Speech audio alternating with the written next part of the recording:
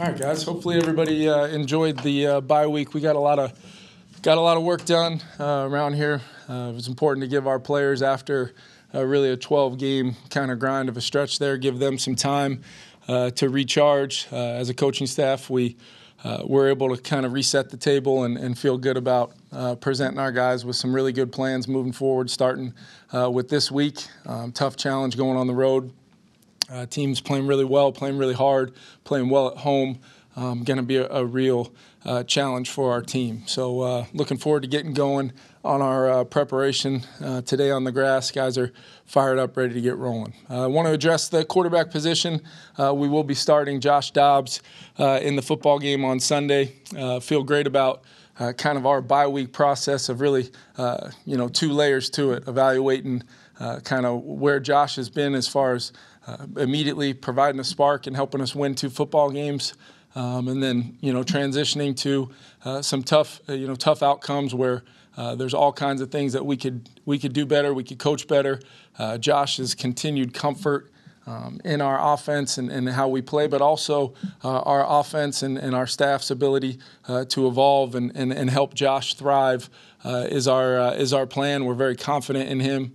He got off to a great start this week. On Monday with some extra work out with the guys and getting going. So looking forward to that. We'll have Nick Mullins will be ready to go. We'll prepare Nick like we always do. He's one of the most professional guys I've been around, always ready to roll. Our entire team knows that they can count on Nick when called upon. And then Jaron Hall's continued development is of the utmost importance to me personally.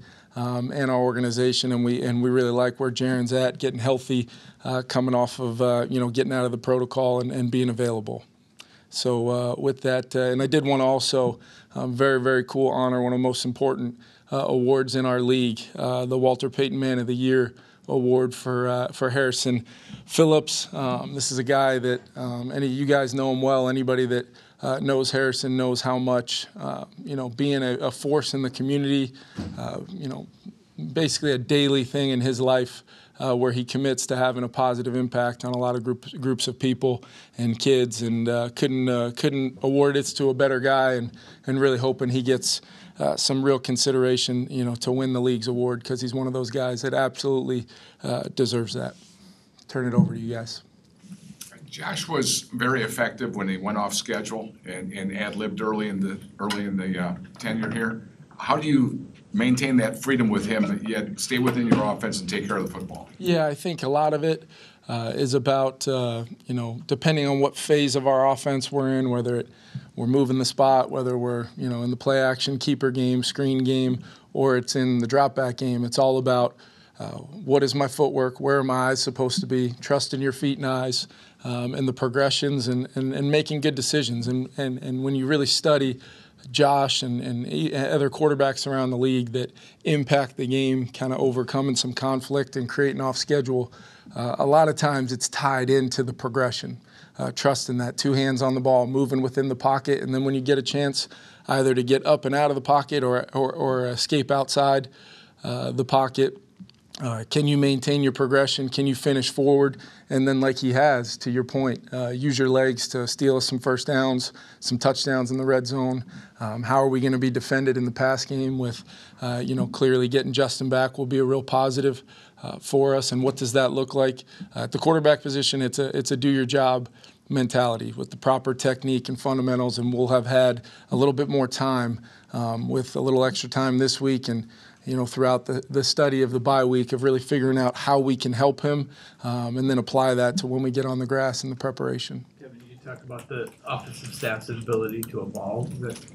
In retrospect, does that mean in the last few weeks maybe it wasn't the best game plan for him to thrive? No, I think, it would be kind of talking out of both sides of your mouth to reference some of the things he did the first 2 games when he did make some throws in rhythm and made some great plays to convert some third downs, red zone third down, using that athleticism within the confines of our offense. I just think it wasn't just a rush to get Josh in for Josh. We acquired the player and he was out on the field 5 days later. And we've been in a process of trying to provide him with clarity on what we're doing offensively. And then, we're learning a lot about each other as we go. That's why I love having him here, his work ethic, spending a lot of time with him, getting to know him and continuing to dive deeper into, what helps him be the best version of himself. And that's what I know that we pride ourselves on around here is helping our players do that. So whether it's schematically, fundamentally, what are we asking him to do in what situation, phase of the game, that's where I think we can continue to all elevate our ability to help each other, but more importantly, elevate Josh's ability to sustain some success. Kevin, does Nick's health still factor into this decision at all, or was that part of what you're weighing here? How much time you have to take that into account, with what his season has been like and trying to give him the maximum time to recover from his back injury. He's really ramped up since getting his window open and then eventually activated back to the roster. So I feel good about where Nick's health is at.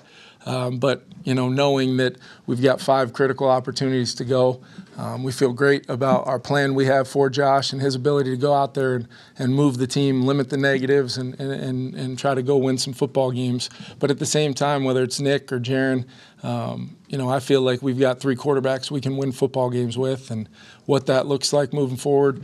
The starting point is always the confidence in the room and the players, and we have that, and that's what we feel good about. Kevin, what did your process of making this decision look like, or like the evaluation last week? What did that entail? Yeah, I just went and went back and watched everything from a landscape of, created a process where you're figuring out how you want to tag certain plays, to where you can really look at it from a standpoint of, comparing, Josh's snaps here, his previous, snaps from this year, when he was with Arizona, and then looking at, Nick's snaps from the preseason last year when he played versus Green Bay, his preseason snaps since we've basically had him, and really just evaluating, with Josh, it was more of what can I do to continue to help him, my belief in him. I think it's important that Josh understands that I have that belief in him. We're not just looking at this like, hey, you won us a couple games when we were shorthanded and now we're moving on. I believe that Josh deserves the right to feel that belief from myself. I know he feels it from his teammates. And that kind of came out in that study. Some real clear things, Alec, that I think we can help him with fundamentally, technique-wise. And I don't believe, based upon what I saw from him on Monday, after some dialogue and some discussion, we go out to the grass, he's immediately applying those things. So my hope is we can get enough of that work this week that he'll be able to apply it in game scenarios this Sunday. Did you do anything during the bye week? Because he had that window and he's got this strange opportunity, did you do anything with him to try to expedite whatever the learning curve is? Yeah, immediately following, the game, those couple days after, you watch the tape, you kind of got a chance to watch it with him one-on-one, hear his dialogue and kind of, hey, here's what I was thinking. And then I'm able to give him a little bit more of the thought process as the play caller with some, tangible evidence of from Atlanta getting inserted into the game all the way through, 4 quarters against the Bears the other night. There was a lot of, growth moments for him in those discussions and for me as well. And then being able to kind of, get a head start on the week. Still wanted to give him some time towards the end of the week. It's been a whirlwind for him, but make sure that, he was the first guy back here Monday morning, right back here ready to roll. So it's been a productive time away while also understanding that we've got a football team to prepare for a really challenging opponent this Sunday. You mentioned the belief in him. How did you kind of bridge that with him, knowing that for a couple days last week it wasn't clear, what direction you were going to go in? Communication. I mean, it's. How did you sort of address that with him? Yeah, it started in those, post-game, day or two after there, where here's what I'm going to do, Josh. I'm going to study, what this inventory looks like. I appreciate spending some time with you to get some clarity on exactly where you're at within our offense right now, things that maybe we can do to help you incorporate, to make you feel as comfortable as you possibly can within our offense, because there is 10 other guys out there that also have to feel comfortable with what we're doing. But then articulating, hey, I'm going to go through a process, the same process that led us to really feeling strongly about going to get you is what we're going to go through, to really evaluate what's best for our football team. And I believe when you communicate that way, regardless of what the result and the answer ended up being, it's about looking people in the eye and telling them the truth, and then going through a real process and and being willing to, have a self-reflection about that process as well, and things I can do better, things our team. It's, there's a lot of plays from the last couple games where you look at it and there's a lot more minuses on the grade sheet than just the quarterback position on some critical plays, and that's what I've challenged our guys. Let's see how many plays we can have a clean sheet on, and ultimately see what that does for our production on offense. But then when I informed him of the decision, I could see the excitement on his face. It's pretty remarkable sometimes, just showing somebody the belief that you have in them, and ultimately that you're in the fight with them, and you're going to do whatever you can to help them. And we'll see where, this is not something where we can predict perfect results or we're expecting perfection. It's about the principles of improvement that I think we can see, while also understanding we're doing some of the things that we need to do to help the players well. I guess going off of that, is this a commitment to Josh the rest of the way, or is this a week-to-week thing still? Yeah, our whole mentality coming out of this bye is about 60 minutes on Sunday.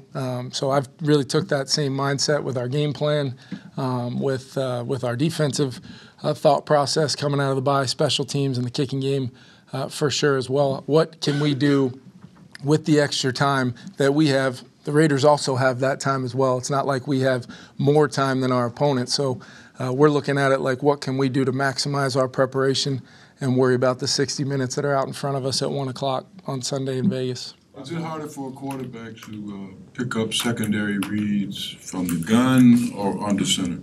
Yeah, I think, it just depends kind of what guys' backgrounds are.